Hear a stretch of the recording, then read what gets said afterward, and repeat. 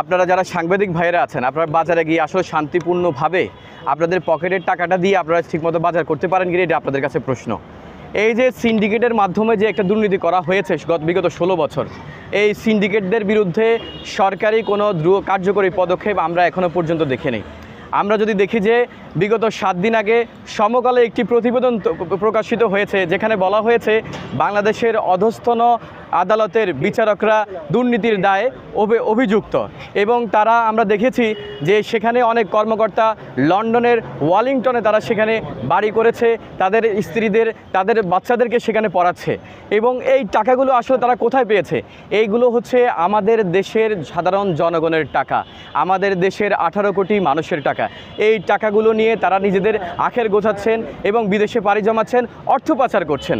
আমরা যদি দেখি যে বিগত 2 মাসের ভিতরে দুদক এখনও কোনো কার্যকরী কোনো পদক্ষেপ নেয়নি, যেটা একেবারেই স্বভাবগ্রস্ত যারা দুর্নীতিগ্রস্তবাজ বা প্রভাবশালী যারা দুর্নীতিগ্রস্ত বা রাঘব বোয়াল, এদের বিরুদ্ধে কোনো যথোপযুক্ত অ্যাকশন আমরা দেখিনি। বিগত 2 মাসে দুর্নীতির কোনো মামলাই হয়নি। এটি অত্যন্ত দুঃখজনক, অত্যন্ত পীড়াদায়ক যে ফ্যাসিস্ট হাসিনার দোসররা এখনও পর্যন্ত বাংলাদেশে যারা দুর্নীতিগ্রস্ত হয়েছে এদের বিরুদ্ধে কোনো মেজারমেন্ট নেওয়া হয়নি। এবং ফ্যাসিস্ট হাসিনার দোসরের বাদ দিয়ে হলেও আমরা যদি দেখি যে যখনই অন্তর্বর্তীকালীন সরকার ক্ষমতায় এসেছে তখনই বাংলাদেশের প্রতিটি সেক্টরে একটি অনিয়ম তৈরি হয়েছে।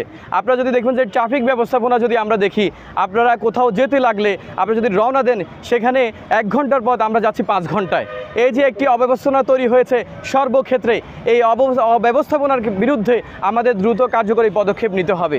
এবং দুর্নীতিগ্রস্ত যত কর্মকর্তা কর্মচারী রয়েছে, বিশেষ করে পুলিশ বাহিনী থেকে শুরু করে আমাদের মন্ত্রণালয়ের আমলারাও পর্যন্ত রয়েছে এই দুর্নীতির সাথে জড়িত, এদেরকে শুধুমাত্র অন্তর্বর্তীকালীন সরকার ট্রান্সফারের মাধ্যমে তাদেরকে সেফ এক্সিট দিচ্ছে। আমরা যদি দেখব যে এই ট্রান্সফার কোনো সমাধান নয়, তারা যে দুর্নীতি করেছে, জনগণের টাকা মেরে তাদের পকেট ভারী করেছে, তারা যে দুর্নীতি করেছে দেশের বিচার ব্যবস্থাকে নষ্ট করেছে, তারা যে দুর্নীতি করেছে আইন ব্যবস্থাকে নষ্ট করেছে, তারা যে দুর্নীতি করেছে বাজার ব্যবস্থাকে নষ্ট করেছে, তাদের এই দুর্নীতির বিরুদ্ধে তাদের বিরুদ্ধে দ্রুত কার্যকরী পদক্ষেপ না নিয়ে বরঞ্চ তাদেরকে ট্রান্সফারের মাধ্যমে তাদেরকে সেফ এক্সিট দেওয়া হচ্ছে। এটি অত্যন্ত পীড়াদায়ক। তাই আমরা অন্তর্বর্তীকালীন সরকারের প্রতি আমরা দাবি জানাবো, অনতিবিলম্বে দুদককে তারা অবশ্যই শক্তিশালী করতে হবে। দুদককে অবশ্যই এমন একটি নিয়ন্ত্রণ সংস্থা তৈরি করতে হবে যারা দুদক যেভাবে কাজ করছে তাদের কাজগুলো মনিটরিং করে। কারণ আমরা দুদককে বিশ্বাস করি না। দুদককে বিশ্বাস করি না এই কারণে বিগত 16 বছর দুদকের কোনো কার্যকরী পদক্ষেপ আমাদের চোখে পড়েনি, এবং বিগত 2 মাসে দুদকের কোনো কার্যকরী পদক্ষেপ আমাদের চোখে পড়েনি। তাই আমরা দাবি জানাচ্ছি দুদকের যে মনিটরিংগুলো রয়েছে, তারা যে কার্যক্রমগুলো রয়েছে এই নিয়ন্ত্রণ সংস্থার মাধ্যমে তারা এটা মনিটরিং করবে। আমরা আবার জানাচ্ছি দুদকের মাধ্যমে আমাদের বাংলাদেশের সকল শ্রেণীর পেশার মানুষকে নিয়ে একটি সামাজিক বিচারপতি কমিশন গঠন করবে। সেই বিচারপতি কমিশনে বাংলার সিটিজেন সোসাইটি থাকবে, তারা হচ্ছে দুদকের যে কার্যক্রমগুলো আছে সেগুলো মনিটরিং করবে, তারা কিভাবে অ্যাকশন নিচ্ছে, তাদের পরবর্তী স্টেপ কি হচ্ছে সেগুলো করবে। আমরা আরেকটা দাবি জানিয়েছিলাম যে দুদকের মামলাগুলো অনেক বেশি লেন্দি হয়ে যায়, এই মামলাগুলো যাতে লেন্দি না হয় তাহলে অ্যান্টি কারাপশন ট্রাইব্যুনাল গঠনের মাধ্যমে এই দুদকের যে মামলাগুলো আছে অতি দ্রুত সমাধান করার জন্য। ধন্যবাদ। জি, সরকারের অধীনে যে সকল আমলা ছিল এবং যে সকল পুলিশ সদস্যরা দুর্নীতি করেছে শাসন আমলে, সেটার ব্যাপারে আপনারা কোনো পদক্ষেপ বা আপনাদের কোনো প্রতিবাদ আছে কিনা? আপনারা এই অন্তর্বর্তীকালীন সরকারের কাছে নিউজটা পৌঁছে দিয়েছেন কিনা যে আসলে পুলিশ সদস্যরা আমরা যতটুকু জানতে পারি তারা অনেক দুর্নীতিগ্রস্ত, দুর্নীতিবাদ আমরা জানি। খুবই সুন্দর প্রশ্ন করেছেন। আপনারা 16 বছরে থানায় যদি একটা জিডি করতে যেতেন আপনারাই জানবেন যে 16 বছরে একটা জিডির জন্য আমি শুনেছি, আমি যেহেতু একজন আইনজীবী, অনেক ক্লায়েন্ট আমাদের কাছে অভিযোগ করেছে উনি একটা জিডি করার জন্য 5,000 থেকে 10,000 টাকা পর্যন্ত পুলিশকে দিতে হয়েছে। এই টাকাগুলো কারা নিয়েছে? তৎকালীন থানার ওসি এসআই যারা ছিল, তদন্ত ওসি যারা ছিল তারা নিয়েছে এই টাকাগুলো। এখন কথা হচ্ছে অন্তর্বর্তীকালীন সরকার আসার পরে এখানে দেখা গেছে তারা তদবির বাণিজ্যের মাধ্যমে তদবিরের মাধ্যমে তারা কি করেছে, এই যারা দুর্নীতিগ্রস্ত কর্মকর্তা রয়েছে তারা বিভিন্ন জায়গায় ট্রান্সফার হয়ে গেছে, তারা গ্রামে চলে গেছে, শহর থেকে গ্রামে চলে গেছে, তারা যাতে হচ্ছে মিডিয়ার সামনে না আসে।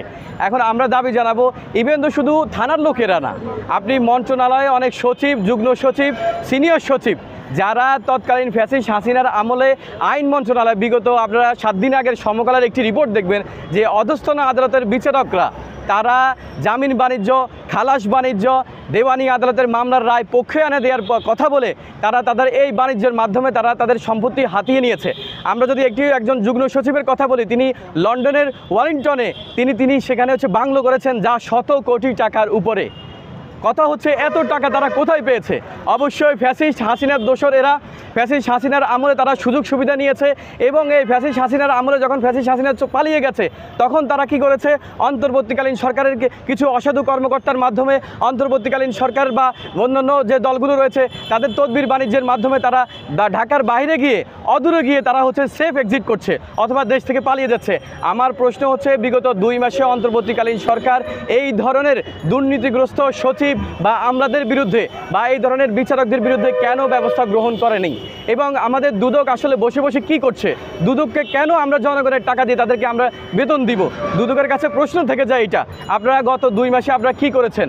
আপনাদেরকে আমরা বলে দিতে চাই, নাগরিক অধিকার আন্দোলন সিআরএম বাংলাদেশ বাংলার 18 কোটি মানুষের পক্ষ থেকে আমরা বলে দিতে চাই, আগামী 15 দিনের ভিতরে আপনারা অবশ্যই তৎকালীন ফ্যাসিস্ট আওয়ামী হাসিনার দোসর যারা রয়েছে, আমলা থেকে শুরু করে একেবারে থানা পর্যায়ে সকলের বিরুদ্ধে আপনারা তদন্ত শুরু করবেন এবং আমাদের সাংবাদিক ভাইদেরকে তাদের যে করাপশনের ইতিহাস রয়েছে এই করাপশনের ইতিহাস স্বাধীনভাবে গণমাধ্যমে প্রকাশের আপনারা সুযোগ করে দিবেন।